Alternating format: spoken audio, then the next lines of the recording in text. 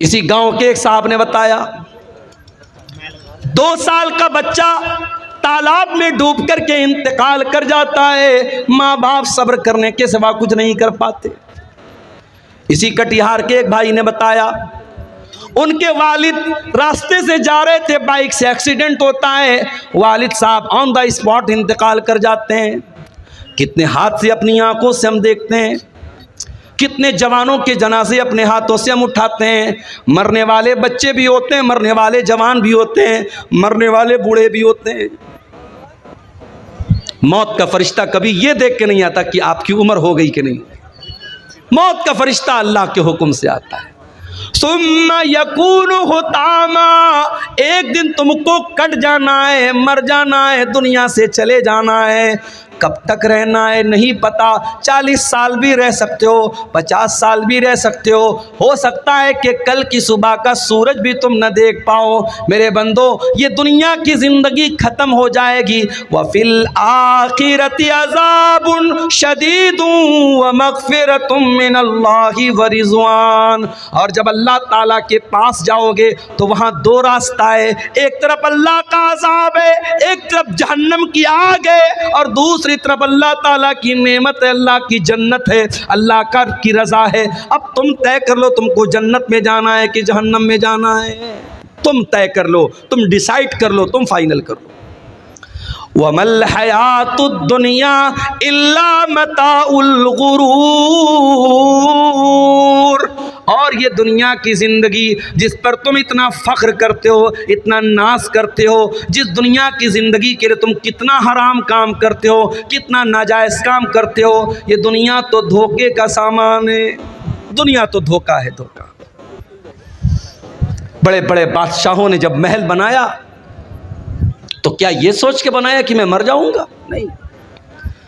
फिरौन इतना बड़ा बादशाह, मूसा अलैहिस्सलाम बात करने के लिए आए तो फिरौन कह रहे चुप, तू बात मत कर, तुझसे मैं क्यों बात करूं, तू है कौन? मूसा अलैहिस्सलाम ने कहा मैं अल्लाह का रसूल हूं।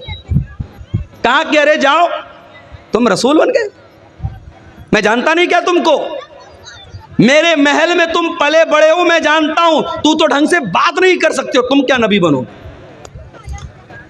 फिरौन ने हजरत मूसा का मजाक उड़ाया, क्योंकि मूसा अलैहिस्सलाम बचपन में एक आग की चिंगारी से उनकी जबान कट गई थी, इसलिए उनकी जबान में लड़खड़ाहट थी। अल्लाह की कुदरत देखो, जिस पैगंबर की जबान में लड़खड़ाहट है उस पैगंबर को अल्लाह ताला आसमान पहाड़ पे बुलाता है, कूहे तूर पे बुलाता है, और उस पैगंबर से अल्लाह कलाम करता है, बातचीत करता है। और जब मूसा अलैहिस्सलाम से अल्लाह ताला ने कलाम किया तो मूसा अलैहिस्सलाम दुआ करते हैं, रब्बिश्रह ली सदरी व यस्सिर ली अमरी वहलुल उक़दतम मिन लिसानी यफ़क़हू क़ौली। परवरदिगार मेरे सीने को मेरे लिए खोल दे, मेरे मामले को मेरे लिए आसान बना दे, और अल्लाह मेरी ज़बान की लुकनत को दूर कर दे, मेरी ज़बान की गिरे को दूर कर दे, मेरी ज़बान की लड़खड़ाहट को दूर कर दे, यफ़क़हू क़ौली, ताकि लोग मेरी बात को समझ सकें। तो फिरौन ने मजाक उड़ाया, कहा अरे जाओ, तुम क्या बात करोगे? अल्लाह का मजाक उड़ाया, मूसा अलैहिस्सलाम का मजाक उड़ाया। कहा कि ऐ मूसा, मैं इतना बड़ा बादशाह हूँ, हाज़िहिल अनहारु तजरी मिन तहती, ये बड़ी बड़ी नदियाँ, ये दरियाए नील, ये दरियाए कुलजुम, ये बड़ी बड़ी नदियाँ, ये बड़े बड़े दरिया मेरे महल के नीचे से जाते हैं। इन दरियाओं का मैं मालिक हूँ, इन नदियों का मैं मालिक हूँ। अल्लाह ने कहा अच्छा, तो तुझे अपनी ताकत पे बड़ा नाज है, अपनी बादशाहत पे बड़ा नाज है, अपनी नदियों पे बड़ा नाज है, आ मैं तुझे तेरा अंजाम चखाता हूं। मूसा अलैहिस्सलाम जाने लगे, पीछे फिरौन पीछा कर रहा है, मूसा अलैहिस्सलाम ईमान वाले लोगों को लेकर के जा रहे हैं। सामने दरिया आ जाता है, मूसा अलैहिस्सलाम के साथी कहते हैं इन्ना लमुदरकून, ऐ मूसा अब तो हम अरेस्ट हो जाएंगे, गिरफ्तार हो जाएंगे, पकड़ लिए जाएंगे। सामने पानी है और पीछे फिरौन का लश्कर है। अभी हालात आप देख रहे हैं मुल्क के, क्या हो रहा है? जुल्म की कितनी इंतहा हो रही है। जुल्म करने वाले कल तक जब आवाम से उनका ताल्लुक था तब तक हम इंसाफ की अदालतों में जाकर के इंसाफ के लिए हम दरवाजे खटखटा सकते थे, मगर जब जुल्म का कोड़ा इंसाफ करने वालों के हाथ में आ जाए, हुकूमत करने वालों के हाथ में आ जाए और जो जालिम है वही मुनसिफ बन जाए, तो फिर मजलूम फरियाद करे तो भी किससे करे, मजलूम जाए तो किसके पास जाए। दंगा करने वाला, फसाद करने वाला कौन? सारी दुनिया को मालूम है। किसके जुलूस में मां बहन की गालियां दी गई, वीडियो मौजूद है, जमाना शाहिद है। मगर आज हिंदुस्तान की तारीख लिखने वाला लिखेगा कि जुल्म की तारीख कैसे लिखी जा रही है, किस तरीके से मजलूमों के घर गिराए जा रहे थे, किस तरीके से मजलूमों के बच्चों और औरतों पर जुल्म किया जा रहा था। याद रखो मेरे भाई, अल्लाह का कानून याद रखो, अल्लाह की सुन्नत याद रखो।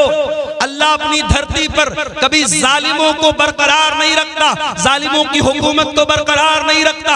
अल्लाह ने इस धरती पर मुशरिक और कुफ्र करने वालों की हुकूमतों को बरकरार रखा है, मगर जालिम को अल्लाह ने जड़ से उखाड़ दिया। हर जालिम अपना अंजाम याद रखे। अरबी में कहावत है, लेकुल्ले फिरौन मूसा, हर फिरौन के लिए अल्लाह ताला ने किसी मूसा को तैयार किया। मूसा अलैहिस्सलाम जा रहे हैं, पीछे फिरौन है, सामने पानी है। कौम के लोग कहते हैं Musa we will be arrested, we will be captured, हम तो पकड़ लिए जाएंगे, गिरफ्तार हो जाएंगे। मूसा अलैहिस्सलाम कहते हैं, ऐ मेरी कौम के लोगों, डरने की जरूरत नहीं है, इन्ना मइया रब्बी सयहदीन, मेरा रब मेरे साथ है, मेरा रब जरूर कोई ना कोई रास्ता निकालेगा। ये जो ईमान था मूसा अलैहिस्सलाम के दिल में, ऐ भारत के मुसलमानों, ऐ हिंदुस्तान के मुसलमानों, ये ईमान अपने दिल में पैदा है। तुम अल्लाह अकबर की सदा देने वाले हो, तुम ला इलाहा इल्लल्लाह का कलमा पढ़ने वाले हो। तुम्हारा ईमान हुकूमतों पर नहीं है, तुम्हारा ईमान सियासी पार्टियों पर नहीं है। इन सियासी पार्टियों ने कल भी इस्तेमाल किया था, आज भी तुम्हें इस्तेमाल कर रहे हैं और आइंदा भी करते रहेंगे। तुम ईमान लाए हो रब्बे वाहिद की जात पर, उस अल्लाह की जात पर अपने ईमान को मजबूत करो, उस अल्लाह से अपने ताल्लुक को जोड़ दो। मूसा अलैहिस्सलाम ने कहा मेरा रब मेरे साथ है, वो जरूर कोई ना कोई रास्ता निकालेगा।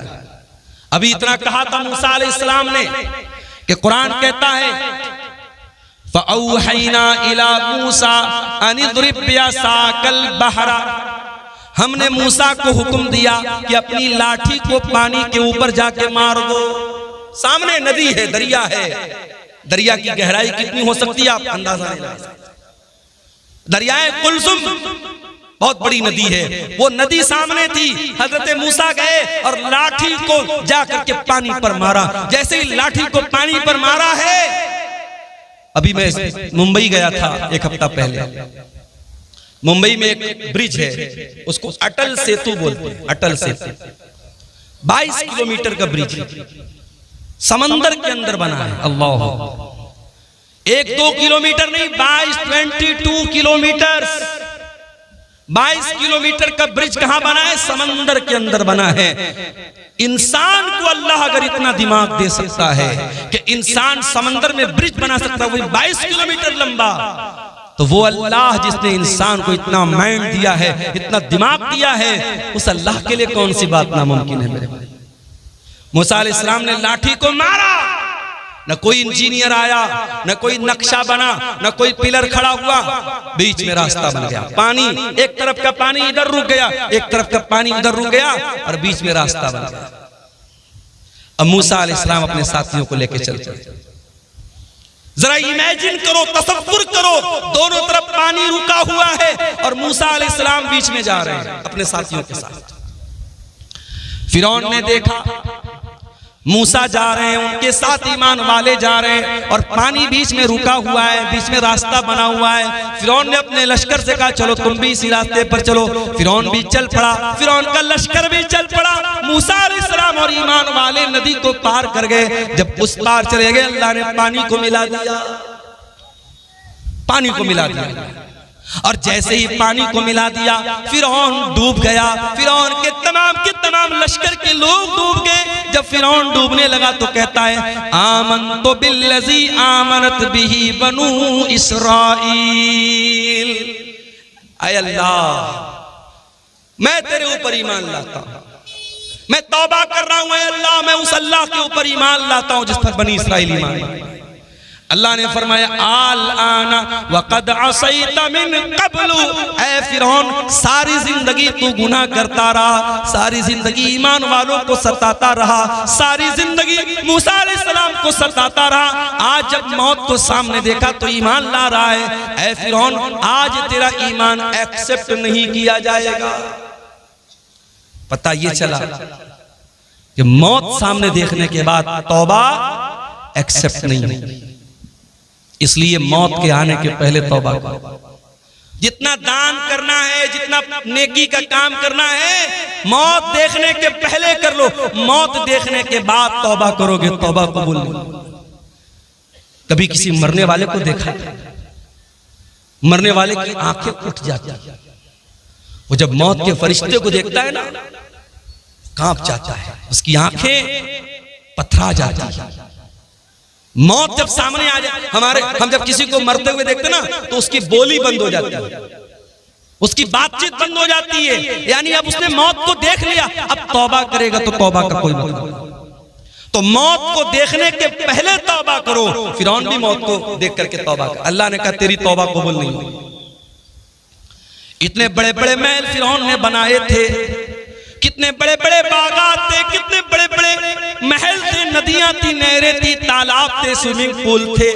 अल्लाह फरमाता है कम तरकू मिन जन्नातिन व उयून व ज़ुरूइन व मकामिन करीम व नअमतिन कानू फीहा फाकिहीन कज़ालिका व औरथनाहा कौमन आखरीन।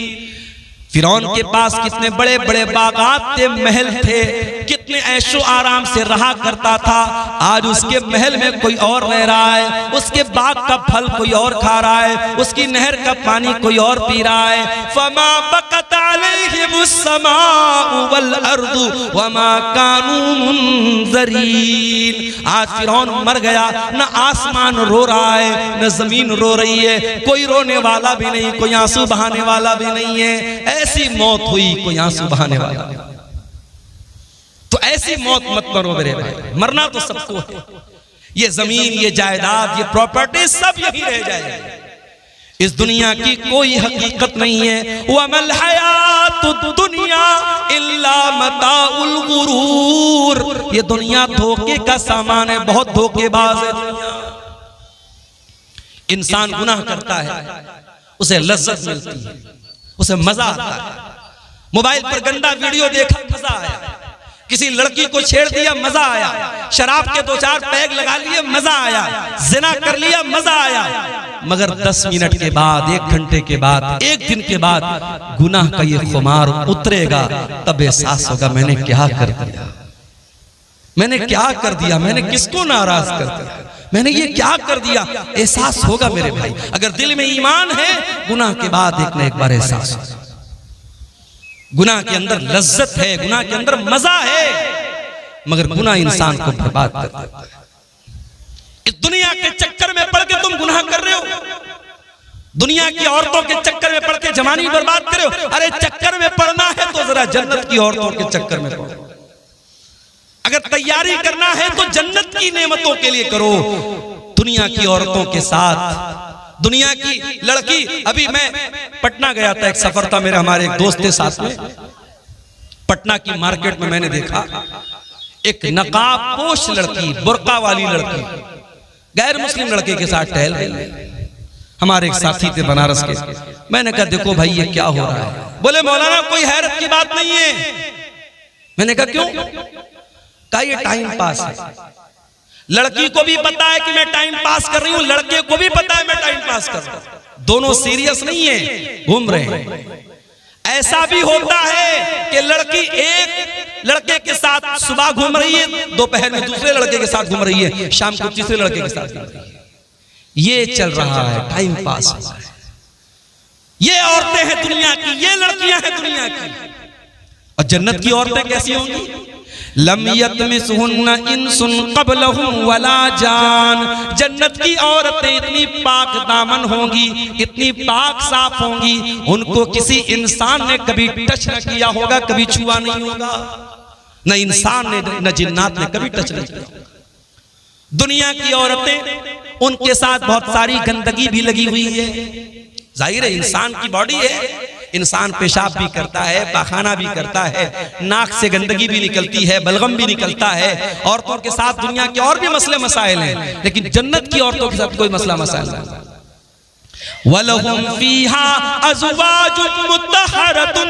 दुनिया की औरतों के साथ तो बहुत सारे मसाइल और गंदगियां हैं, लेकिन जन्नत की औरतें बिल्कुल पाक और साफ होंगी। अब्दुल्लाह इब्न अब्बास इस आयत की तफसीर में कहते हैं, ला यहिज़ना, जन्नत की औरतों को पीरियड नहीं आएगा, वला युहदिसना, उनको पेशाब व पाखाना की हाजत होगी, वला यतनखमना, उनको थूक और बलगम की गंदगी नहीं होगी, पाक और साफ होगा। दुनिया में जो औरत दुपट्टा ओढ़ती है, ओढ़नी ओढ़ती है, पर्दा करती है, समझ जाओ कि वो जन्नती औरत है, इसलिए कि जन्नत की औरत के सर पर भी दुपट्टा होगा। अल्लाह के नबी फरमाते हैं, बुखारी और मुस्लिम की रिवायत है, लवी तलात इल दुनिया, अगर दुनिया की, अगर जन्नत की औरत दुनिया में एक मर्तबा झांक दे, एक नजर डाल दे, मलात मा बैनहुमा रिहा, उसकी खुशबू से जमीन व आसमान भर जाए।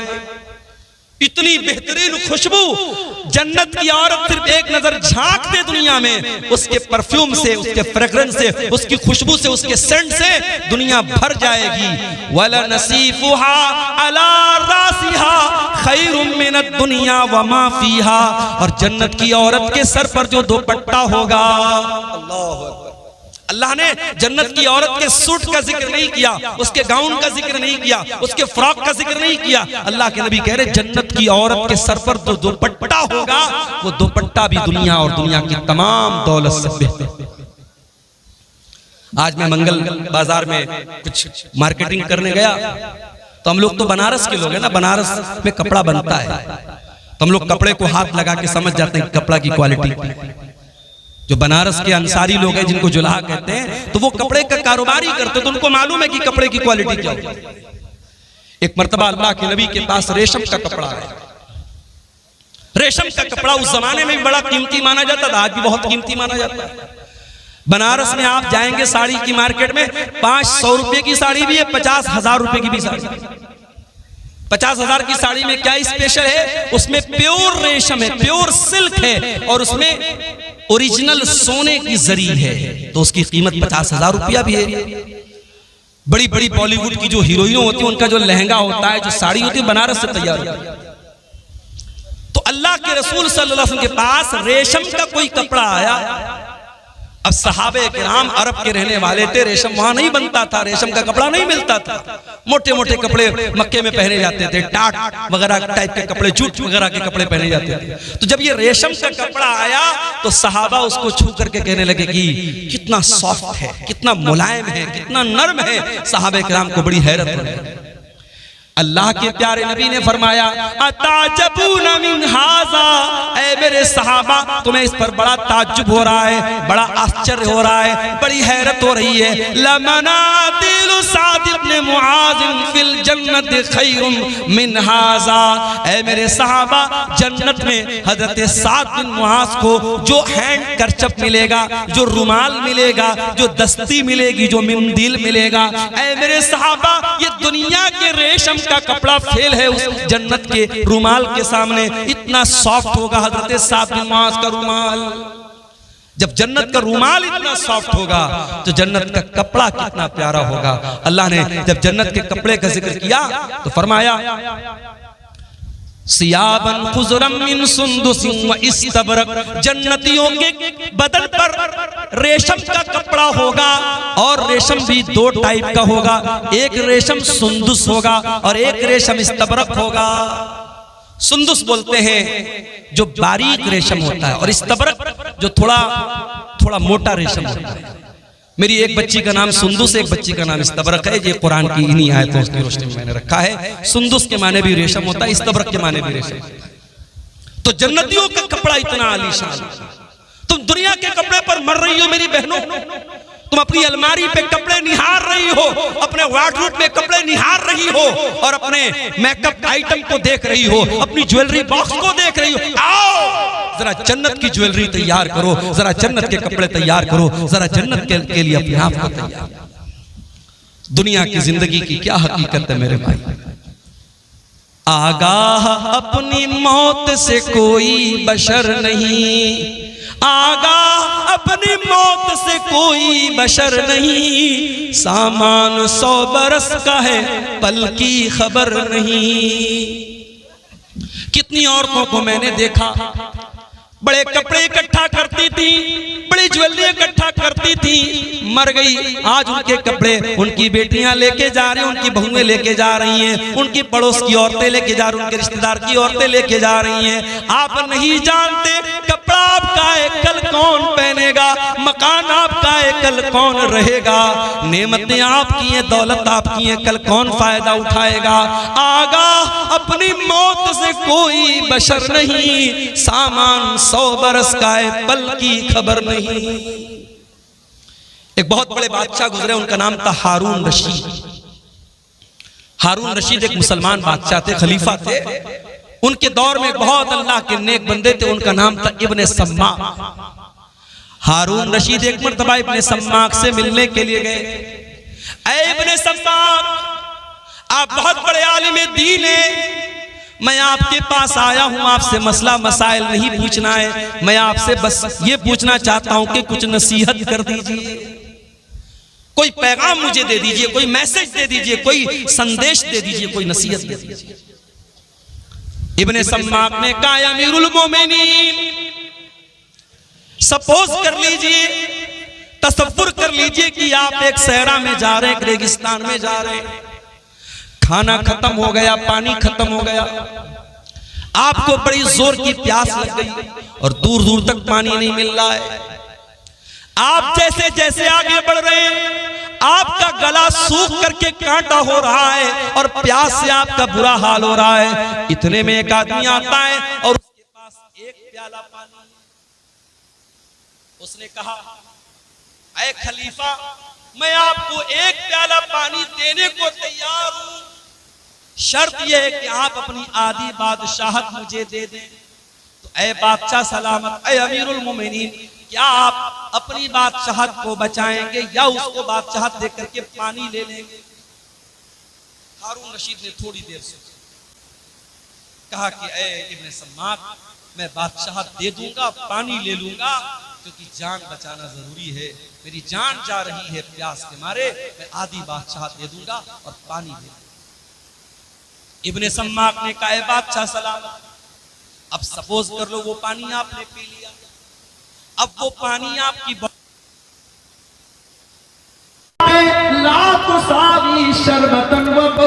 इतनी बड़ी बादशाहत की क्या हैसियत है कि पेशाब के चंद कतरे और पानी के चंद कतरों की वैल्यू आपकी सारी हुकूमत के बराबर है। ऐ बादशाह सलामत, कभी इस हुकूमत पर नाज न करना, कभी गुरूर न करना। अगर वक्त पड़ गया तो पानी के चंद कतरों के बराबर आपकी बादशाहत है और पेशाब के चंद कतरों के बराबर आपकी बादशाहत है। मेरे भाइयों, ये है दुनिया की हकीकत। दुनिया के पीछे मत मरो मेरे भाइयों।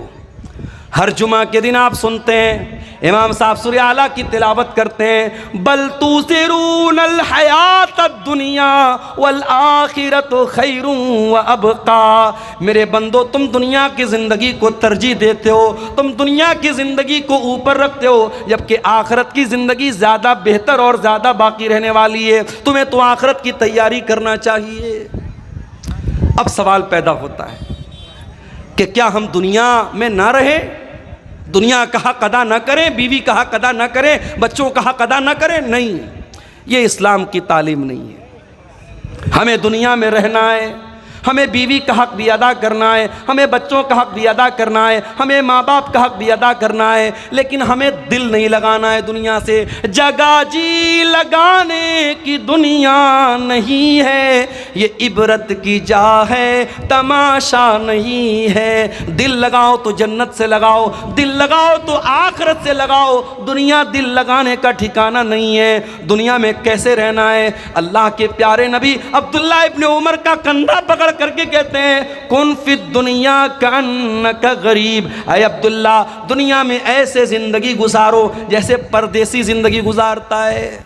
बिहार के बहुत सारे लोग बंबई में रहते हैं, बंबई में दंगा हो जाता है, फसाद हो जाता है, तो बंबई में जो बिहार का रहने वाला, यूपी का रहने वाला, बंगाल का रहने वाला आदमी है, वो डर जाता है कि यार मेरा तो यहाँ कोई नहीं है, ये तो परदेश है, मेरा गांव नहीं है, मेरा इलाका नहीं है, मेरा क्या होगा।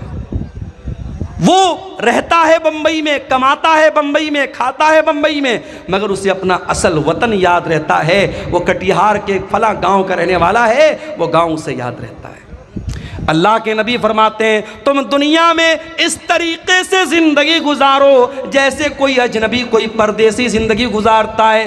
औ आबिरु सबीलिन, या ऐसे ज़िंदगी गुजारो जैसे कोई मुसाफिर ज़िंदगी गुजारता है। मुझे कल कटिहार से निकलना है, इंटरसिटी पकड़ना है, इंटरसिटी पटना जा रही है, रास्ते में बेगूसराय भी आ रहा है, रास्ते में मानसी भी आ रहा है, रास्ते में महेश खुंड भी आ रहा है, रास्ते में बरौनी भी आ रहा है। मुझे भूख लगेगी, मैं उतर करके चिप्स ले लूंगा, मैं बिस्किट ले लूंगा, मैं नमकीन ले लूंगा, मगर मुझे मालूम है मुझे पटना तक जाना है, मेरी मंजिल पटना है, मेरी मंजिल बनारस है। मैं जा करके ठहरूंगा अपनी मंजिल पर, मैं जा करके रुकूंगा अपनी मंजिल पर। मैं बीच के स्टेशनों से फायदा तो उठा सकता हूं, मगर मेरा टारगेट मेरी मंजिल होगी, मेरा मकसद मेरी मंजिल होगी।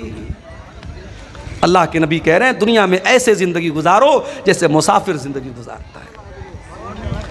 और सहाबे किराम हमारी तरह रात में 2-2, 3-3 बजे तक तकरीर नहीं सुनते थे। नबी ने इतनी हदीस बयान की, अब्दुल्ला इब्न उमर ने सुन लिया। अब अब्दुल्ला इब्न उमर खुद कहते हैं, ओ लोगो कान खोल करके सुन लो, इज़ा अस्बहत फला तंतज़िरिल मसा, जब सुबह हो जाए तो शाम का वेट न करो, शाम की प्रतीक्षा न करो, शाम का इंतज़ार न करो। शाम हो जाए तो सुबह का इंतज़ार न करो। ओ मेरी प्यारी माओ बहनों, ओ मेरे प्यारे नौजवान साथियों, जाओ ज़रा बिस्तर पे सोने के पहले ये हदीस याद कर लेना, ये सोच करके बिस्तर पे जाना, आय अल्लाह अगर आज की रात मेरी ज़िंदगी की आखिरी रात हो गई, आय अल्लाह सारे आमाल तो गुनाहों से भरे हैं, सारा रजिस्टर तो गुनाहों से भरा है। आय अल्लाह अगर इसी हाल में तेरे पास चला गया, आय अल्लाह तो इसी हाल में तेरे पास में चली गई, आय अल्लाह मेरा क्या बनेगा, मेरा क्या हाल बनेगा। मेरे प्यारे साथियों, जब रात में बिस्तर पे सोने जाया करो तो ये एक बार सोच लिया करो। अल्लाह के हज़रत अब्दुल्ला इब्न उमर कहते हैं, जब शाम हो जाए तो सुबह का इंतज़ार मत किया करो, और सुबह हो जाए तो शाम का इंतज़ार मत किया करो। और आगे फरमाते हैं, वख़ुज़ मिन सिहतिका लिमरज़िका, और जब तुम्हारी तंदुरुस्ती मौजूद है तो तुम बीमारी के दिन की तैयारी कर लो, और अपनी जिंदगी में मौत की तैयारी कर लो, मौत की तैयारी कर लो। माशाअल्लाह कटिहार बड़ी तरक्की पर है। मैं आज मार्केट में गया, हमारे कुछ दोस्त लोग भी साथ में थे, कितने बड़े बड़े रेस्टोरेंट बन गए हैं। स्टेशन के सामने एक छोटा सा होटल था, बिस्मिल्ला होटल। आज गया तो देखा बहुत बड़ा सा रेस्टोरेंट बना है, उसका नाम है तंदूरी महल। बड़े बड़े होटल खुल रहे हैं कटिहार में। अभी हैदराबाद में गया था, 1-2 महीना पहले मेरा सफ़र था, कुछ साथियों के साथ रात में निकला। मेरा ख्याल है कि रात के 12 या 1 बज रहे थे। दोस्तों ने कहा चलिए मौलाना आपको चाय पिलाते। मैंने कहा यार 12-1 बज रहा है, चाय मिलेगी? बोले चलिए आप हैदराबाद में हैं।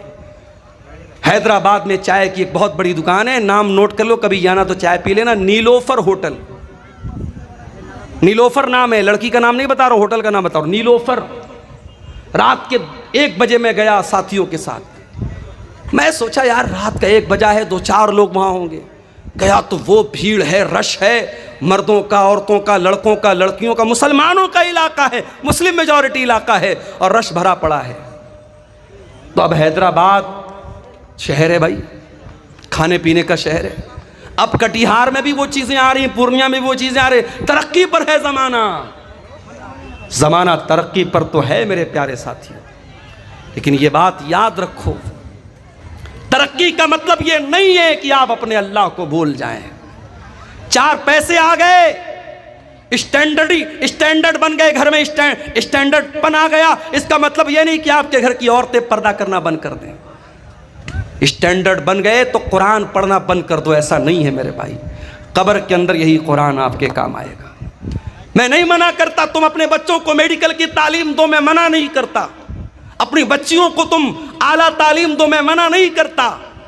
मगर वल्लाह मेरा कलेजा दुखता है जब कटिहार के बड़े बड़े कॉलेजों में मुसलमान लड़की चेहरा खोल करके बेपर्दगी के साथ अपने बॉयफ्रेंड के साथ, अपने बैचमेट के साथ, अपने क्लासमेट के साथ घूम रही है, पार्कों में घूम रही। तो तकलीफ होती है कि ये कौम तालीम हासिल कर रही है, इस कौम की लड़कियां तालीम हासिल कर रही हैं या बेहयाई कर रही हैं, बेपर्दगी कर रही हैं। हालात ये हैं, लड़की 8-9 साल की होती है, लड़का 10-12 साल का होता है। अभी लड़का बहुत छोटा है, लड़की बहुत छोटी है। अभी दुनिया की बहुत सारी बातें उनको मालूम भी नहीं है, मगर यूट्यूब ने उनको सिखा दिया है, फेसबुक ने उनको सिखा दिया है, इंस्टाग्राम ने उनको सिखा दिया है। 9-9 साल की लड़कियों के भी बॉयफ्रेंड मौजूद हैं, 10-12 साल के लड़कों की गर्लफ्रेंड मौजूद हैं। मैं इसी समाज की और इसी मुआशरे की हकीकत आपको बता रहा हूँ मेरे भाई।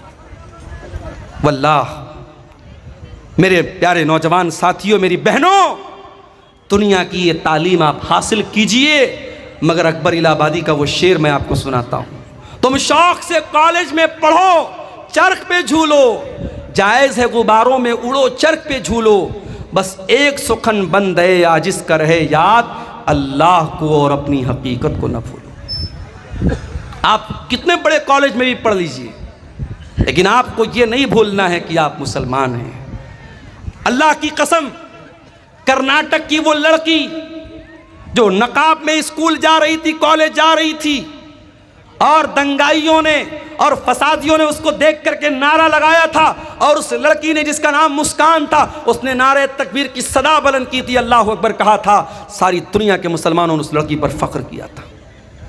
और आज भी बड़े बड़े कॉलेजों में जो लड़की नकाब में रहती है, अपनी हया से समझौता नहीं करती, अपने पर्दे से समझौता नहीं करती, वो प्राइम मिनिस्टर से भी डिग्री लेने जाती है तो नकाब में जाती है। ऐसी लड़कियों पर हमें फ़ख्र है मेरे भाइयों, ऐसी बहनों पर हमें फ़ख्र है।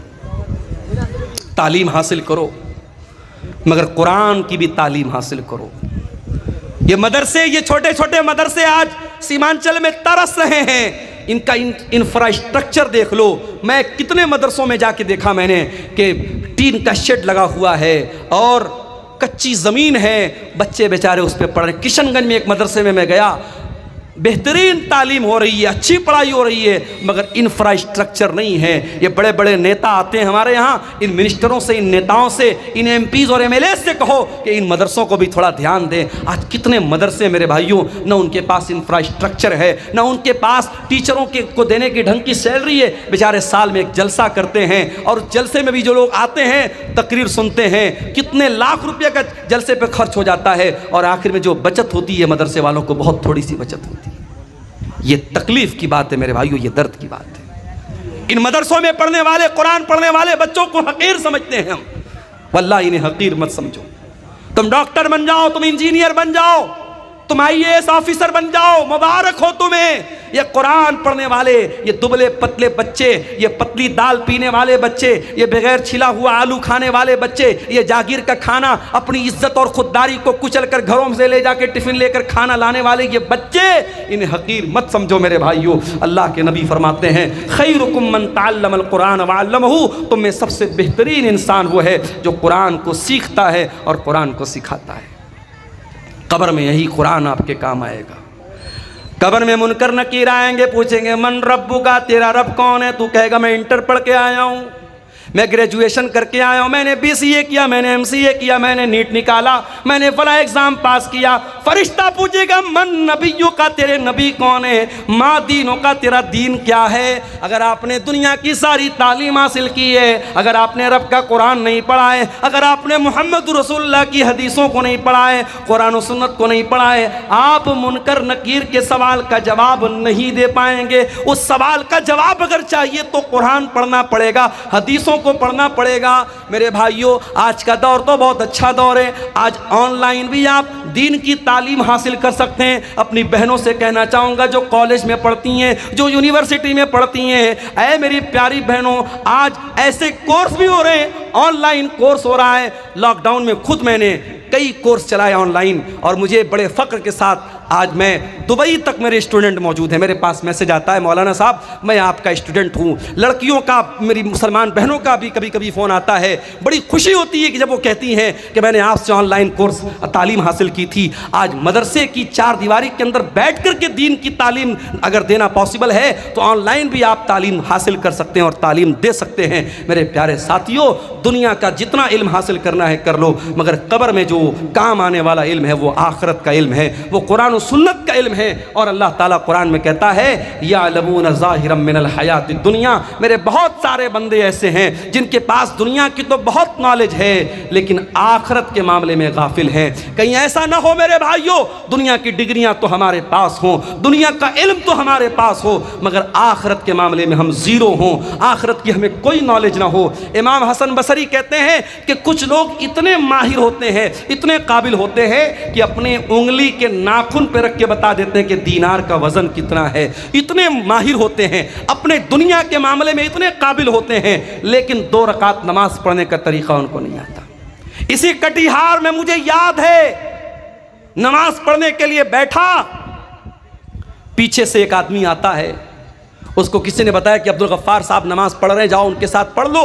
नमाज खत्म हो चुकी थी, मैं बाद में आया था, मैं अपनी अलग नमाज पढ़ रहा था। अब वो आदमी आया तो उसको ये भी पता नहीं कि दाएं खड़ा होना है कि बाएं खड़ा होना है, ये भी नहीं मालूम।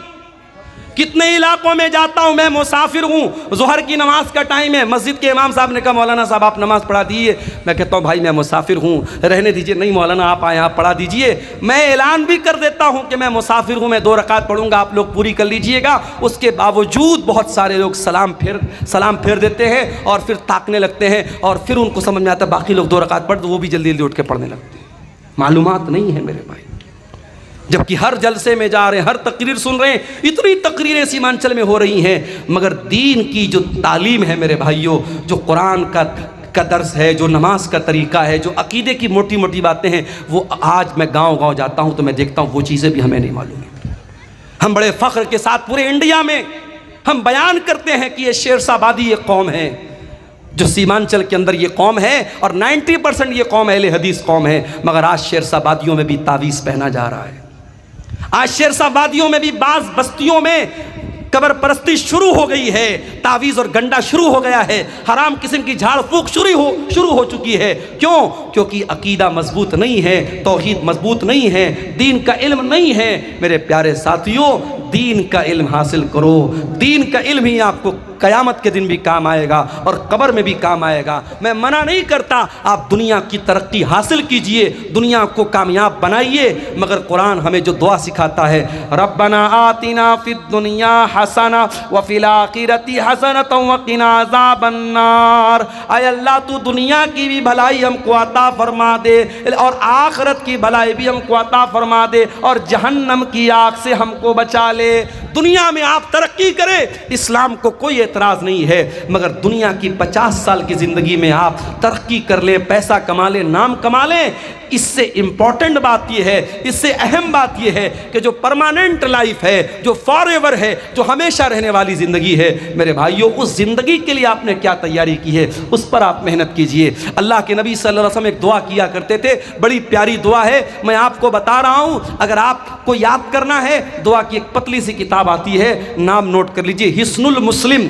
ये किताब आपको कहीं भी मिल जाएगी, अगर मोबाइल आपके पास मौजूद है, उसके प्ले स्टोर में जाके आप टाइप कीजिए हिस्नुल मुस्लिम, तो ये किताब वहाँ पर भी आपको मिल जाएगी। अल्लाह के नबी बड़ी प्यारी दुआ करते थे, अल्लाहुम्मा अस्लिह ली दीनी अल्लज़ी हुवा इस्मतु अमरी व अस्लिह ली आखिरती अल्लती व अस्लिह ली दुनियाया अल्लती फ़ीहा माशी। अय अल्लाह मेरे दीन को सही कर दे, मेरे दीन की इस्लाह कर दे, क्योंकि दीन ही मेरे मामले की बुनियाद है। और अल्लाह मेरी दुनिया को भी तू अच्छा कर दे, क्योंकि मुझे ज़िंदगी दुनिया में गुजारना है। वह अस्लिह ली आखिरती अल्लती इलैहा मादी। और अल्लाह मेरी आखिरत को भी तू दुरुस्त कर दे, क्योंकि मरने के बाद मुझे लौट करके आखिरत की तरफ जाना है। वजअलिल हयात ज़ियादतन ली फ़ी कुल्लि खैर। और अल्लाह मेरी ज़िंदगी को ऐसा बना दे कि ज़िंदगी में हर आने वाला दिन पीछे वाले दिन से बेहतर हो। हर दिन कोई नया नेकी का काम करूं, कोई अच्छा काम करूं। इसी कटिहार के इलाके के लोगों ने मुझे बताया कि पर हेड वो 10-10 रुपया कलेक्शन कर रहे हैं। 10 रुपये की आज के ज़माने में कोई वैल्यू नहीं। लोग पान खा जाते हैं 10 रुपये का। परिवार में अगर 5 लोग हैं, 6 लोग हैं, 10-10 रुपया वो सबसे कलेक्शन कर रहे हैं पूरे गांव से। और इस तरीके से 1 साल लोगों ने कलेक्शन किया है। गांव का नाम मुझे याद नहीं है। उस गांव के लोगों ने मुझे बताया, अभी शाम को मुझसे मुलाकात हुई थी, कि हर महीने 40,000 50,000 रुपया कलेक्शन कर रहे हैं। और 1.5 साल में उन्होंने 16-17 लाख रुपये इकट्ठा कर लिया है। एक बड़ा फंड हो गया है। मस्जिद का कोई मसला आ जाए, कब्रस्तान का कोई मसला आ जाए, 10-10 रुपया कोई भारी भी नहीं पड़ने वाला। हर हफ्ता वो वसूल रहे हैं और पूरी ट्रांसपेरेंसी के साथ, पूरी पारदर्शिता के साथ बाकायदा एक ग्रुप बनाया है। व्हाट्सएप पर बाकायदा मैसेज में हर हफ्ता बता देते हैं इतना कलेक्शन हुआ, इतना अमाउंट आया है। मेरे प्यारे साथियों, ये मदरसे जो आपके गांव-गांव में मकतब चल रहे हैं, ये साल में जलसा करके छोटे छोटे बच्चों को ऑटो पर बिठा के जो भीख मांगते हैं हम, उससे तो बेहतर है इस तरीके की कोई हम शक्ल निकालें कि 10-10 रुपया भी अगर हम हर परिवार के हर मेंबर से लें और एक बड़ी रकम इकट्ठा हो जाए, हम अच्छी सैलरी दें और अच्छे उलमा को और अच्छे टीचरों को हम रखें, हमारी कौम के बच्चे कुरान और हदीस पढ़ें। ये मुझे बड़ा अच्छा लगा, ये करने का काम लगा जो आपके सीमांचल में ये काम किया जा सकता है। मुझे तकलीफ़ होती है मेरे भाइयों, आज अपने खाने पर, पहनने पर। मुझे इसी शेरशाबादी समाज के लोगों ने बताया कि आज शेरशाबादियों में ऐसे भी गांव हैं जहां शादियों में डीजे बज रहा है। मुसलमान आदमी की शादी है, अहले हदीस की शादी है, शेरशाबादी की शादी है और शादी में डीजे बज रहा है। बाप भी बेशरम लोगों की तरह नाच रहा है, माँ भी बेशरम लोगों की तरह नाच रही है। ये नाच गाना हो रहा है। मेरे प्यारे साथियों, अल्लाह का अजाब नहीं आएगा तो क्या आएगा? यही वो दौर था, अल्लाह के प्यारे नबी ने बताया था कि मेरी उम्मत पर वो दौर आएगा, खस्फुन व कसफुन व मस्खुन। मेरी उम्मत के लोगों को ज़मीन में धसा दिया जाएगा, मेरी उम्मत के लोगों पर आसमान से पत्थर बरसेंगे और मेरी उम्मत के लोगों को सूअर और बंदर बना दिया जाएगा। ऐसा दौर आएगा। सहाबा ने कहा, अल्लाह के नबी ऐसा दौर कब आएगा? आपने फरमाया, इज़ा ज़हरतिल क़ैनात वल मआज़िब, जब नाचने गाने वालियाँ मुसलमानों के घरों में आ जाएंगी। व शुरबतिल खुमूर, और मुसलमान शराब पीने लगेगा। अरे शराब तो बहुत हल्की चीज़ हो गई। आज आपके कटिहार और किशनगंज की रिपोर्ट मेरे पास मौजूद है। आज गांजा पी रहा है मुसलमान का बच्चा, आज चरस का नशा कर रहा है मुसलमान का बच्चा, आज हीरोइन का नशा कर रहा है मुसलमान का बच्चा। आज ये नशे हमारी कौम को डुबो रहे हैं, हमारी कौम के नौजवानों को बर्बाद कर रहे हैं। मेरे प्यारे साथियों, अल्लाह का अजाब अगर आ रहा है तो वजह यही है। मेरे अजीज़ों, तकरीर कर लेना और करा लेना, जलसे कर लेना, करा लेना, ये कमाल नहीं है। कमाल ये है कि हम अपने आप को जांचें और परखें कि हमारा समाज कल कहाँ था और आज कहाँ है। अगर रात भर तकरीर सुनने के बाद भी फजर की नमाज में हमारे पास नमाजी नहीं है, अगर शराब के अड्डों पर कोई कमी नहीं आ रही है, अगर औरतों की बेपर्दगी में कोई कमी नहीं आ रही है, अगर दिल में अल्लाह का डर पैदा नहीं हो रहा है, तो माफ़ कीजिए, हम फेल हो रहे हैं। हमारी सारी मेहनत बेकार हो रही है। हमें इस पर गौर करने की ज़रूरत है। इतना बड़ा सरमाया, सीमांचल में हज़ारों जलसे हो रहे हैं, उम्मत का कैपिटल लग रहा है, उम्मत का सरमाया लग रहा है। इन जलसों से हम क्या हासिल कर रहे हैं? हमारी कौम क्या हासिल कर रही है? हम अपने अंदर सुधार कर रहे हैं कि नहीं कर रहे हैं? अपने अंदर परिवर्तन कर रहे हैं कि नहीं है? इस पर हमें गौर करने की ज़रूरत है। मेरे अजीज़ों, आज का ये जलसा मस्जिद के लिए जलसा था। मुझसे पहले आपने उलमा की तकरीरें भी सुनी और जो चंदा करने वाले मौलवी थे उनके हाथों पर आपने चंदा दिया। जाते जाते भी मेरी गुजारिश है कि अल्लाह के घर में आप ताउन करके जाइएगा। हमारे यहाँ लोग LIC लेते हैं। LIC का एक नारा है, ज़िंदगी के साथ भी और ज़िंदगी के बाद भी। मैं आपको बता दूं कि मस्जिद में आपका 10 रुपया भी लगा है, मस्जिद में आपका 100 रुपया भी लगा है, तो ये LIC की जो पॉलिसी है ना, वो तो दुनिया में आपके काम आएगी। वो भी हराम तरीके से पैसा कमा रहे हैं आप, LIC का जो पैसा है, लेकिन ये आप जो पैसा लगाए हैं मस्जिद में, ये आपको आखिरत में काम आएगा। अल्लाह के नबी ने कुछ चीज़ों का जिक्र किया है जो मरने के बाद भी इंसान के काम आती हैं। उसमें एक चीज़ क्या है? औ सदक़तिन जारियतिन, ऐसा सदका इंसान करके जाए जो उसके मरने के बाद भी कंटिन्यू जारी रहे। मेरे अजीज़ों, मस्जिद और मदरसे की इमारत में लगने वाला आपका पैसा सदक़े जारिया है। आज हम लोग बड़े खुश होते हैं, साहब मौलाना मुफ्ती रहमान साहब के ज़रिए मस्जिद बन रही है, फ़ला मौलाना साहब के ज़रिए मस्जिद बन रही। कभी आपने गौर किया ये जितने मशारी का काम करने वाले उलमा हैं, ये अपना पैसा तो नहीं लगा रहे हैं। ये अरब के कुछ लोग हैं, अल्लाह के नेक बंदे हैं। कोई अपनी माँ के नाम से मस्जिद बनवा रहा है, कोई अपने बाप के नाम से ट्यूबवेल लगवा रहा है, कोई अपने भाई के नाम से मदरसा बनवा रहा है। जो जज्बा अरब के लोगों में पैदा हुआ और हिंदुस्तान और बिहार, बंगाल और नेपाल में उनके पैसे से मस्जिद बन रही है, तो वो जज्बा क्या हमारे अंदर पैदा नहीं हो सकता? मेरे प्यारे साथियों, वो जज्बा यकीनन पैदा हो सकता है। वो जज्बा पैदा करो।